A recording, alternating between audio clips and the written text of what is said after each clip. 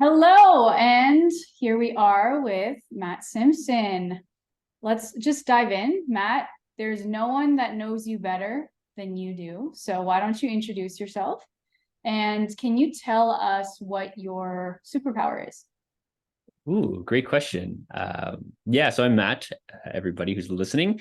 I am a registered kinesiologist and holistic nutritionist.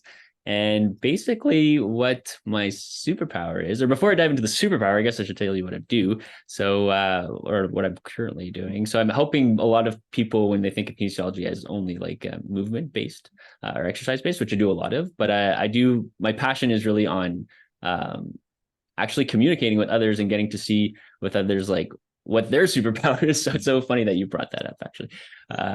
So yeah, and helping people with making change and encouraging them and finding their own strengths and pulling that out of them. Um, so yeah, but basically I'm working right now with a kind of my foot dabbed in a lot of different areas. So whether it's like disease management or smoking cessation or mental well-being or weight management, things like that, I'll tend to help people with their behavior change or their exercise. And then the nutrition thing, I kind of just use more for myself or on Instagram for when I'm trying to sort of promote. But my true biggest passion is about mental well-being, specifically anxiety and stress management, like chronic stress management. So I think my one superpower is probably my empathy towards others and just being able to kind of, I guess, be unconditionally compassionate. So I think that's come from different angles, like my own personal experience with anxiety and health issues. And then I guess maybe it's just something that's when you learn so much from all the clients you've been with and you've seen so many other stories. Like it's just amazing what you would have gotten to hear, experience with working with other people. So I guess yeah, I'd say I'm pretty confident that'd be one of my superpowers, is empathy. Yeah, I love what you said, unconditionally compassionate. I actually have not heard that term before. And for those of you listening, Matt and I we used to be colleagues and in a health coaching position, I guess a few years ago now. And I can honestly say that's definitely compassion and empathy are definitely your superpowers. And the beautiful thing about behavior change and as health coaches, what we know and believe in so much is knowing that our clients have all the answers. And as a coach, how do we tactfully pull those answers from our clients? And a lot of them is related to, taking a strength-based approach, looking at values and whatnot. And you started talking about Instagram and how you use more of your nutrition side of things on Instagram. Can you tell us why, like the meaning behind your Instagram name, So Small to Mighty Shifts? How did you get there? Yeah, sure. I guess I was fiddling around with names, what to potentially call it. And I do think like working with health coaching, in the previous years, there was a lot of benefit. Like a lot of people were coming in with, and even myself, like we've all kind of been more victims of this around like really coming in with some really bigger goals in mind, or just like, you've been in and I guess a bit of, I wouldn't say a slump, but you're just like, you finally want to make a big change. And so you go all in or you go pretty hard and you can be consistent. And then usually though, when you're trying to go too hard with things, it can be hard to sustain. And so I found with working with a lot of people and even just like managing my own expectations, because that was a big part of like what I would come into a session with my own agenda. Sometimes I had to like learn how to like really, I'd be so passionate, but I need to downplay things to like make it really small and concrete and personalized to them. So I think that's what the name kind of is like, more of a transition to like how all these smaller little meaningful or intentional things can build into something bigger that they could sustain, and that way you have time to learn more about yourself along the way. So I guess that's more or less where I'm going with that. And not to say that people need to shift a lot. Like you could be, oh yeah, yeah. A little bit of standby here, folks. We're just a little commercial break. Yeah, sorry about that. But yeah, so that's kind of where I don't know if we got all of that or if I got cut off at a certain point, but that's where No, the yeah, name sort of came into effect for me. Yeah. for sure. And like you think of basic analogies of smaller investments over time have compound interest and there's a greater return on investment in the long run. I'm curious to know if there's a listener that is like, yeah, I know like small sustainable habits are so important, but I really want to make big change. In that scenario, when clients are coming to you with that mindset of maybe kind of downplaying the benefits of the little things, how do you help clients see the benefit of taking that approach if they're really craving that dramatic change in their life? Yeah, I mean that's a good point. And some people are really ready to take like a really big plunge, and I've seen it many times where they do alter, like, let's say for example, their exercise habits, and they go from like being more sedentary to, joining a group class, and then also doing more at home, and and this is becomes very successful. But in terms of pulling it out, I guess, of them in terms of those small things, is I kind of go with like that 1% a week. I try and tell them, like, if you're improving 1% a week, like within a year, you're going to improve a lot. And it's still really impactful in the long term. And I mean, a lot of the times, if especially people have gone coming back and forth, like bounce back and forth with trying things, and then whatever overlapping priority in life came up, or they got discouraged, or other things like got in the way. Just like leaving space for those life events to come in, so that way you do get to kind of continue to build off what you're doing. So I just try and find little ways to make them realize, but at the same time, they're coming from themselves too. So if they want to try it out and go a bit harder, I'm all for it. And then we could talk about maybe a plan B, like if they don't reach their goal, or if they're like not getting closer to it, like we have that backup plan in mind, in terms of like, okay, we have our objective A, and then our objective B will be something like a little bit more slower paced, or their like most important aspect that they want to focus on, they don't want to lose track of, so at least they still feel like they're making progress. So I guess I try to use that in a way to keep them motivated, because I don't want, and I'm open about it. I'm like, it's totally normal to have discouraging points or moments where you feel like you've failed, or you're slipping back, but we're like, we could chat about that. It's not every session or every time we're together means you have to meet our goal that we did, or that you have made some progress, because a lot of learning comes from just, I guess, sometimes not meeting what your intentions were, or looking and finding out like, oh, what were the difficulties that came up, and what actually made it very hard for me to be consistent. That teaches us so much, because then you can figure ways around it, or plan ahead for other similar situations in the future. Yeah. One of the most powerful things I've learned as a coach, and as you were talking, I thought of this, is I think in our society, we don't do enough kind of validation and celebration of the small wins that we do experience. So clients will come in with very high expectations of, I'm new to exercise and I want to go to the gym 3 days a week, which, can be very possible. There's so much we can do with, intention setting and ensuring our clients feel confident and ready to execute. And I think during that process of when they're implementing habits, as a coach, I do feel it's so beneficial to highlight those wins, because we'll have the dialogue in our head of, okay, I was supposed to go 3 days a week and I only went 2. You did 2 more days than you did last week. Like, can we celebrate that, right?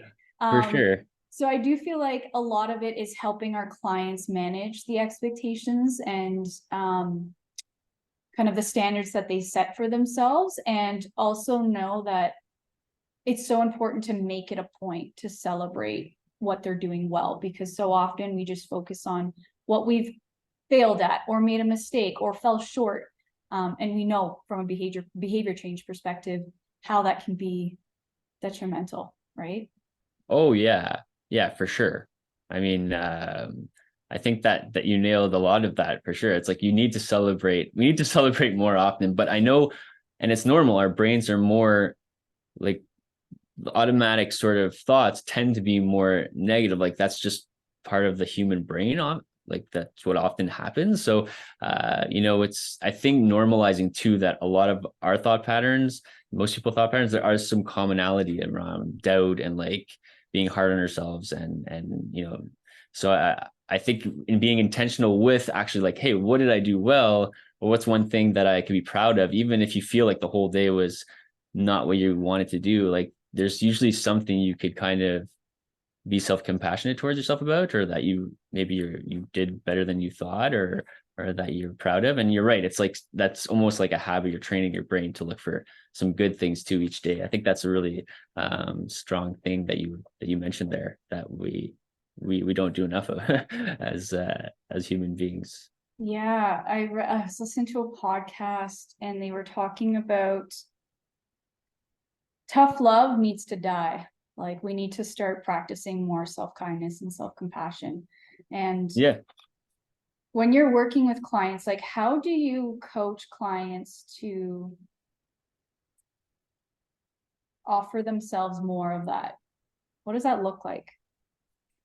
Well, I guess a lot of people come in like just being really overwhelmed and rushed. And so like allowing there to be a space for them to just kind of either unload or just like kind of discuss within their own comfort zone often like shows that, hey, there's someone here that's present, that's willing to listen to me, and I could just kind of be myself in this situation. Obviously it takes time to build trust and rapport too, but I find that first step is a big one for a lot of people.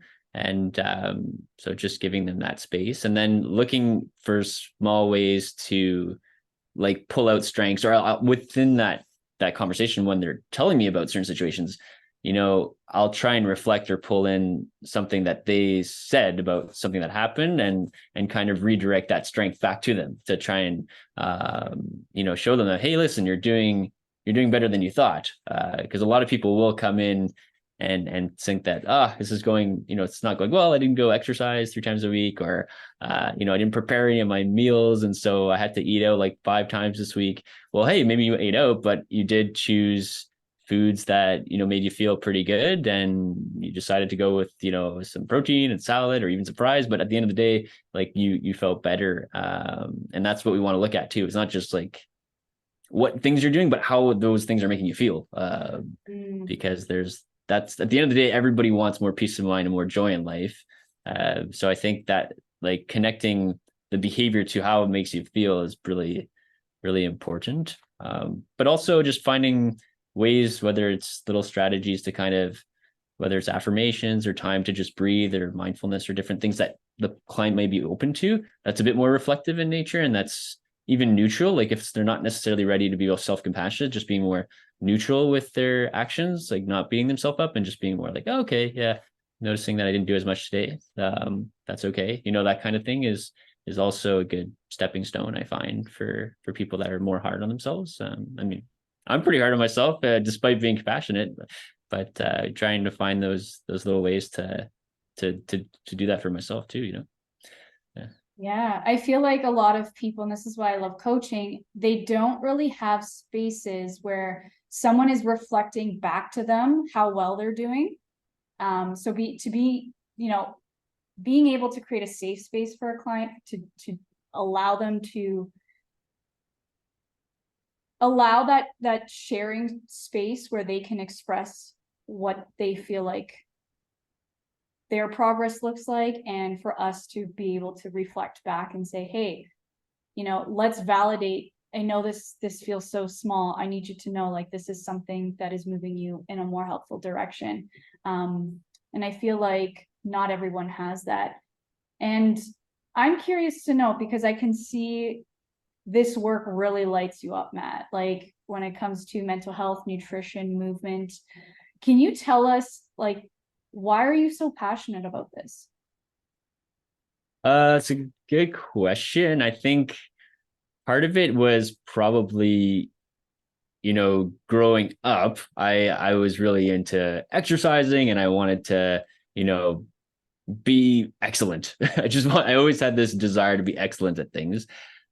Yet that was just basically a pressure, like self-induced pressure, and it took away from a lot of the enjoyment in my life, because I had these expectations of myself that I want to be super fit or do well in school or have great relationships or great communication skills. Like it just became, yeah, too much pressure. And I think something fulfilling is like, I am more introverted in nature, but I do need to I love connecting with people and knowing that I made a difference in their lives in a small way or maybe in a bigger way.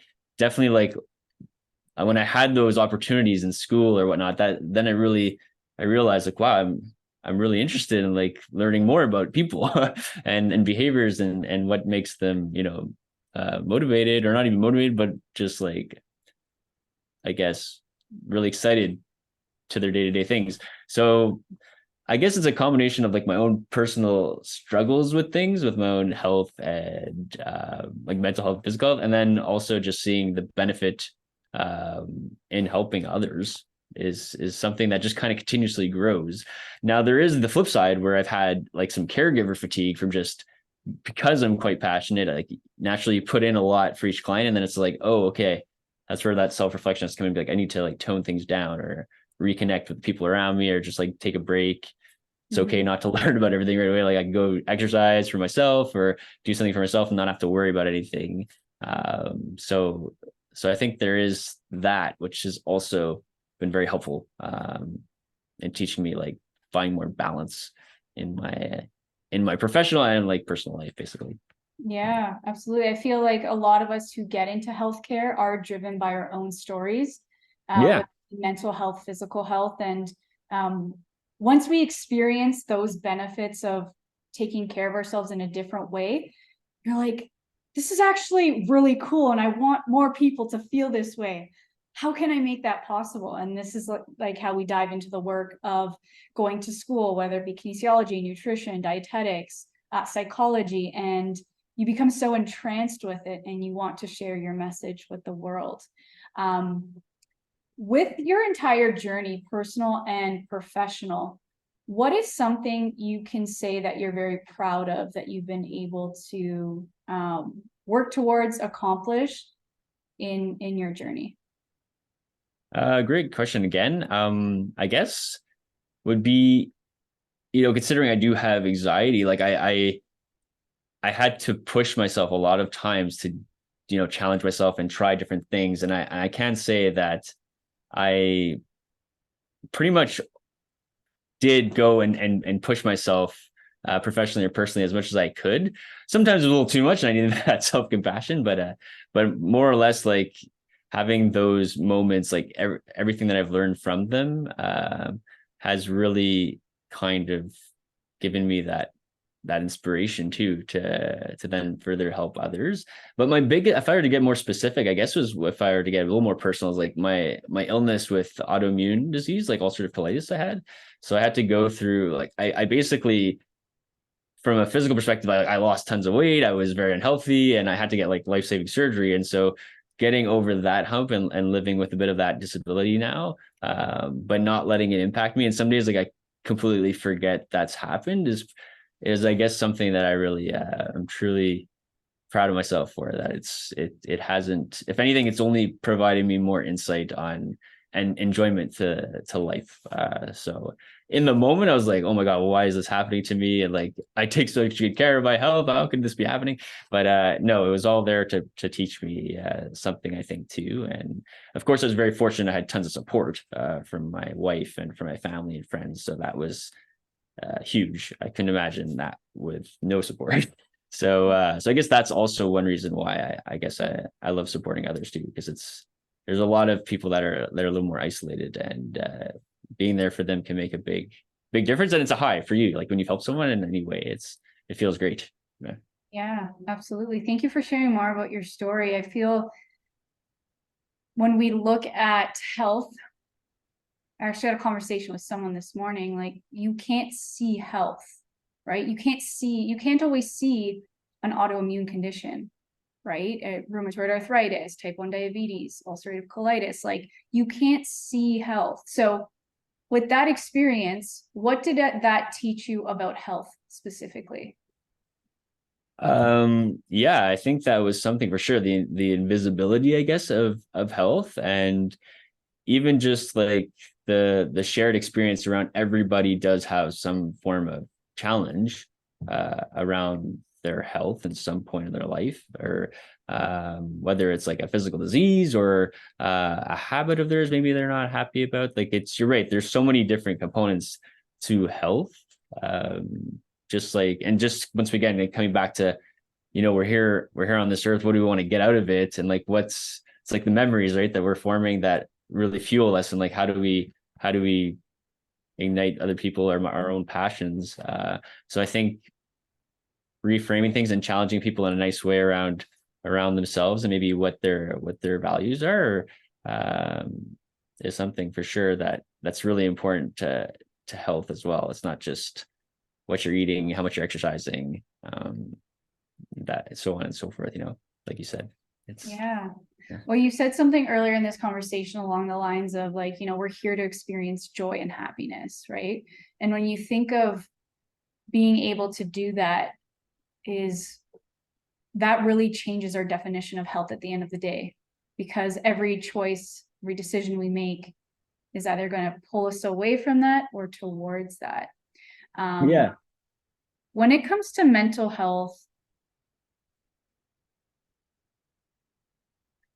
I have a question around when people say like, oh, that's my depression, or like my anxiety is overwhelming. I'm all about understanding the language in terms of how we describe our experience with certain things.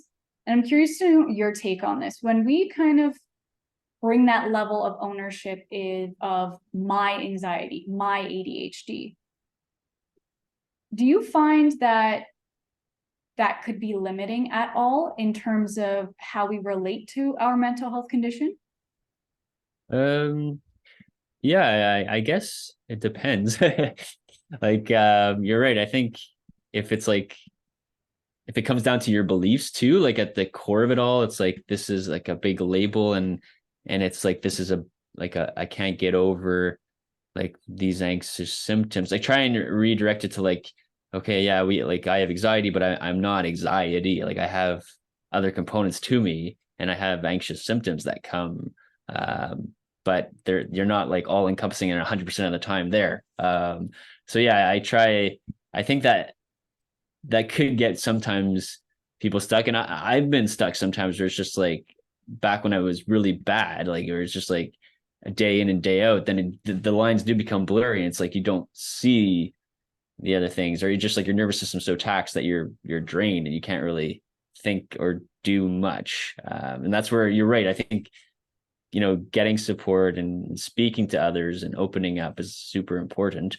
But I could see that, yeah, being a little bit limiting. I could also see, like you said, in order to experience joy and stuff, like I mentioned that, I'm like, well, that's a bit of pressure. Like we're here to experience joy, but we're also here to experience the hard stuff too, and everything in between, because that's what allows you to gain more appreciation at the end of the day too. It's like you can't really appreciate things if you haven't really saw the other side or had tough times.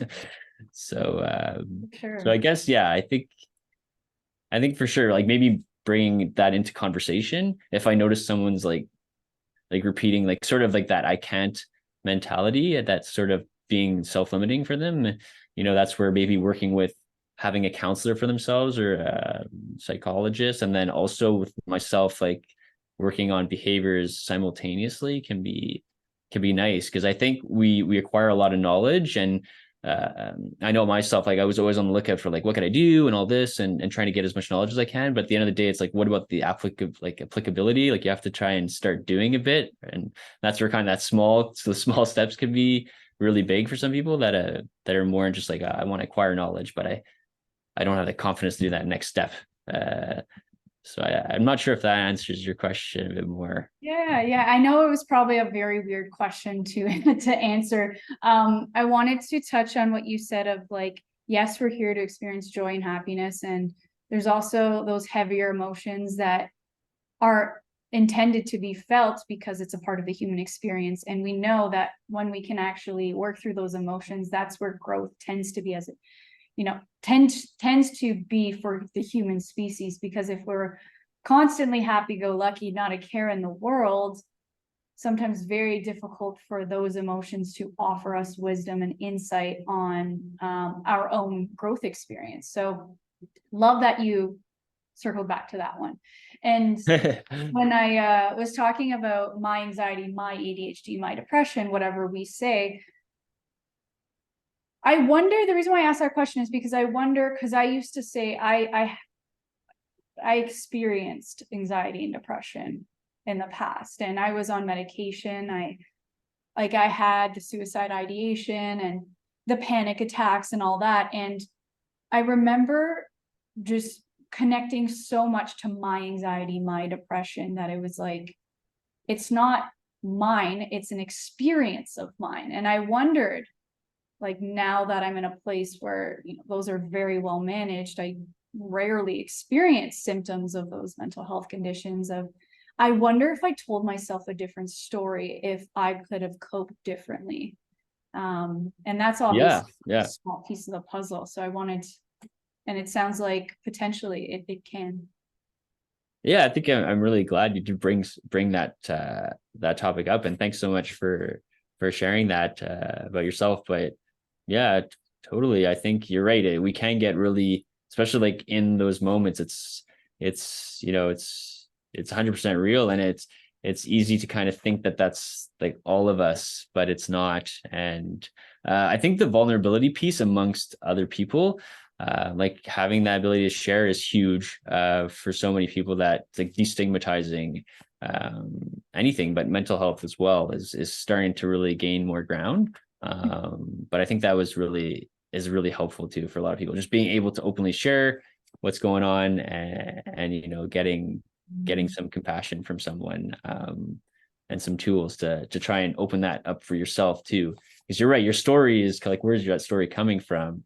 Like kind of having someone who's in that, whether counselor or whatnot, or sometimes that medication, right, that helps give you a little bit more ability to work then with your kind of self-perception, or your thoughts, or just whatever traumas or things like that you've had with a counselor or whatnot, is super important to work through.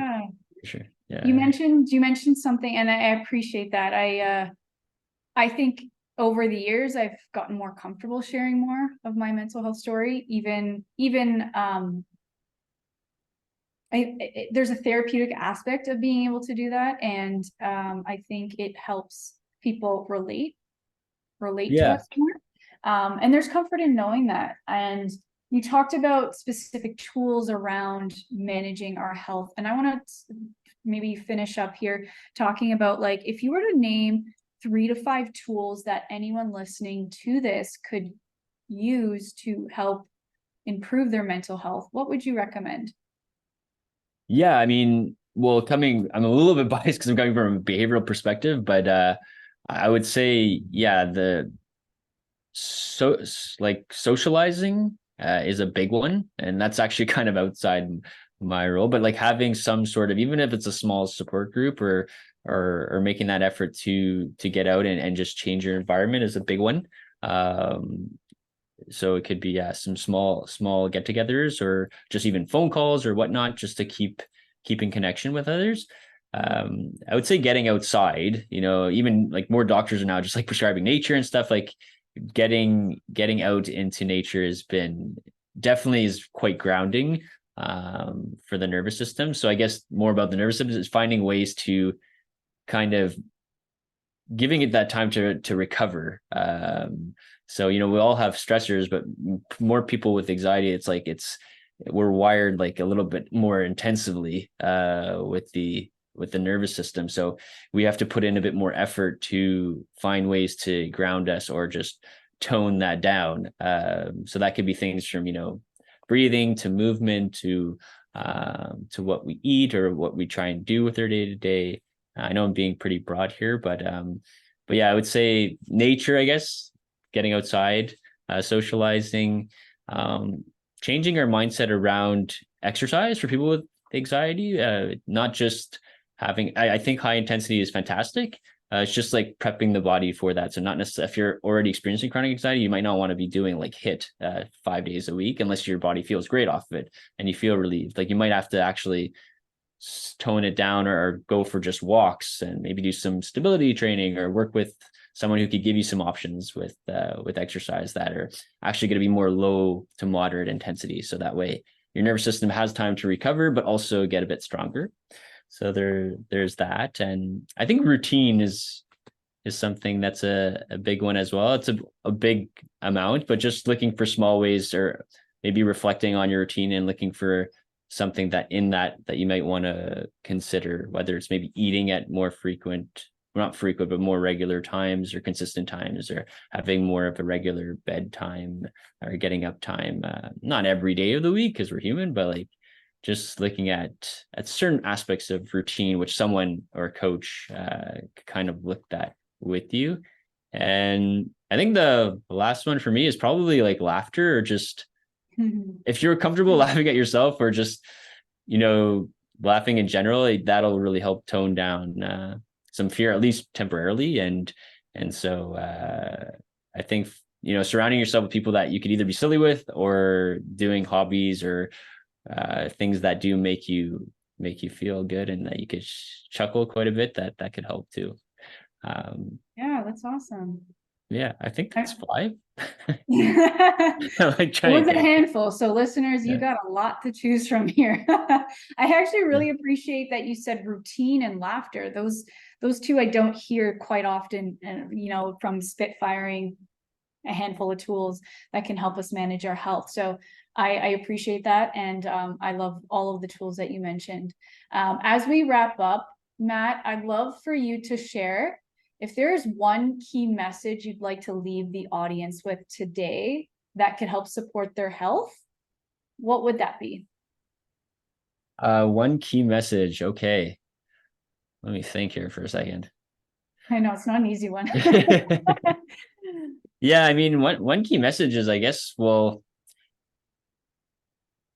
embrace the climb, and the slips on your way to being your better version of yourself. And note that you're probably already, if you were to ask someone, there's probably a lot of things they could pull already tell you that you're doing well. And so, try to focus in on some of those little positive things that you're already doing, because it's going to be helpful to kind of keeping you in that habit of doing or behaving in a way that you want to get to, I guess, overall. So I guess it's coming more from us, like a self-compassionate point of view too, because there's so much info out there.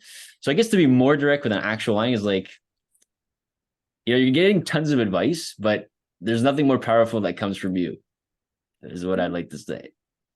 So, you can get advice, take what you want to take in the moment, try it out, see if it works for you. All of it's probably good, but might not always be applicable to you. So figure out what works best for you, and continue looking if it's not. You heard it here, folks. There is nothing more powerful than you. I love that. Way to just mic drop it there, Matt. That was awesome. Yeah. Thank you for sharing that. Where can people, if they want to connect with a cool dude like you, where can they find you? Yeah, well, for sure, you can find me on Instagram. A little newer to the scene there, but definitely right now I'm just promoting health behavior, and they're doing just free little advice week to week. But you can connect with me there. You can also connect to me on LinkedIn, just for my first and last name. Instagram is small 2 mighty shifts, 2 with the number 2, and the rest is all lowercase. And then, yeah, I would say those are the main areas people can connect with me for the time being. There will be a website. There will be other things in the future, in the coming days, but not just at the moment. Stay tuned, everyone. So like he said, small to mighty shifts. I highly recommend checking out his Instagram. He is a pun and dad joke kind of person like me. So I always drive with his content. Very simple, very tangible things that really, as his Instagram name says, helps make you small shifts that lead to mighty change. So thank you so much, Matt, for carving out time on your Thursday today. So grateful to have you here and to share your wisdom with all the people listening today. So thanks. No, you're so welcome, and thanks for having me. And it's always a pleasure talking with you, and super excited to see where things go. And yeah, it's been a blast. Awesome.